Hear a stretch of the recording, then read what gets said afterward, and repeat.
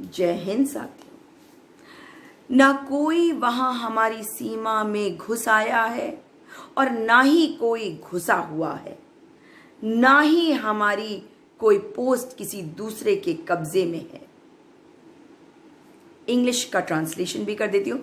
No one has intruded and nor is anyone intruding on our land and none of our posts have been captured by someone. ये हमारे प्रधानमंत्री जी ने all party meet में कहा था, जब उनसे सवाल किए जा रहे थे कि चीन जो है क्या वो हमारे धरती पे घुस आया है। मगर अब मैं आपको बता दूं कि हम सब जानते हैं कि उन्होंने हमारी सीमा में घुसपैठ करी है और अब जो है ये कहा जा रहा है कि अब आज का बता रही हूँ आपको पहले तो कि एस जयशंकर जो विदेश मंत्री है उन्होंने प्रधानमंत्री जी की बात को बिल्कुल सिरे से एक तरह से खारिजी कर दिया, जब उन्होंने ये बात कही कि लद्दाख में जो सिचुएशन बनी हुई है वो 1962 के बाद से अब तक का सबसे सीरियस इशू बन गया है, सबसे सीरियस डिप्लॉयमेंट हुआ है। दोनों तरफ सैन्य बल जिस संख्या में वहाँ पे डिप्लॉय किए गए हैं वो चिंताजनक है। वे कहते हैं कि सैन्य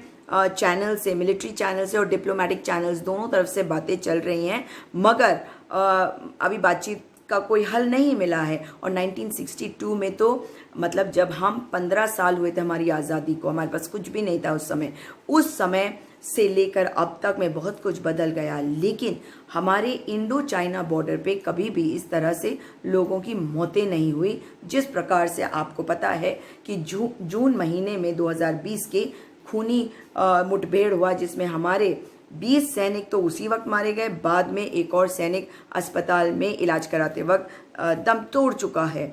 और मतलब 45 सालों में अगर इस तरह की मिलिट्री कैजुअलिटी हमारी सरहद पे नहीं हुआ, भारत चीन के बॉर्डर पे, तो ये चिंता का विषय है या नहीं, आप मुझे बताइए। और हमारे प्रधानमंत्री जी तो ये कहते हैं कि वहाँ पे कोई घुसा ही नहीं, वहाँ पे कोई आया ही नहीं, वहाँ कोई है नहीं और किसी ने हमारी ज़मीन का 1 इंच भी कब्जा नहीं किया, कोई पोस्ट किसी द्वारा दूसरे से कब्जा नहीं किया हुआ है। अब जो PLA है, चाइना की जो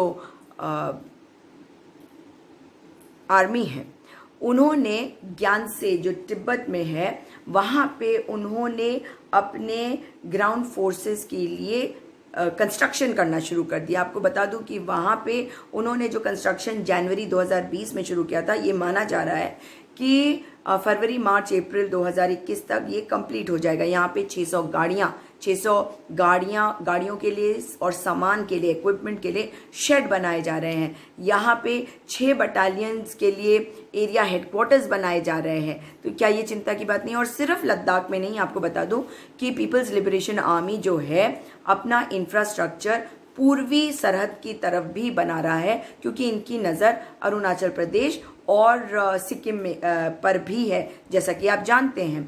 और आपको याद ही होगा कि भूटान के डोकलाम वाले इलाके में किस तरह से पहले हम उनके साथ झेल चुके हैं उन्हें और किस तरह से उस इशू को सॉल्व किया गया। अब तवांग जो है, जो पश्चिमी अरुणाचल प्रदेश में है, उसको लेकर भारत और चीन में पहले से विवाद चल रहा है और ये एक टेंशन का पार्ट है। तवांग हमारा है, लेकिन ये टेंशन उन्होंने बना रखी है। अब देखिए कि जून और जुलाई में जो सैटेलाइट इमेजेस देखे गए हैं उसमें ये साफ दिख रहा है कि चीन किस तरह से रोड्स बना रहा है, सड़कें बना रहा है, ताकि ये जो सरहद के पार जो जगहें हैं इनको कनेक्ट कर दिया जा सके कई पॉइंट्स में। मतलब ईस्टर्न सेक्टर में एक जगह पे नहीं, कई जगह पे ये रोड बना रहा है कनेक्ट करने के लिए। और ये भी ये भी हमारे सूत्रों के अनुसार ये पता चल रहा है हम लोगों को भी कि पहली बार ऐसा हुआ है कि टारगेट एक्विजिशन रडार जो S-300 मिसाइल के साथ उनका संबद्ध होते हैं, उनको भी इन्होंने इंस्टॉल कर दिया है मलान एयरफील्ड पे, जो वेस्टर्न थिएटर कमांड के तहत आता है। ये चिंताजनक विषय है। इसके बारे में हमारी सरकार को कार्रवाई जो भी करनी है वो करे और देश को बता के रखे कि हमारी सरहदों पर क्या हो रहा है।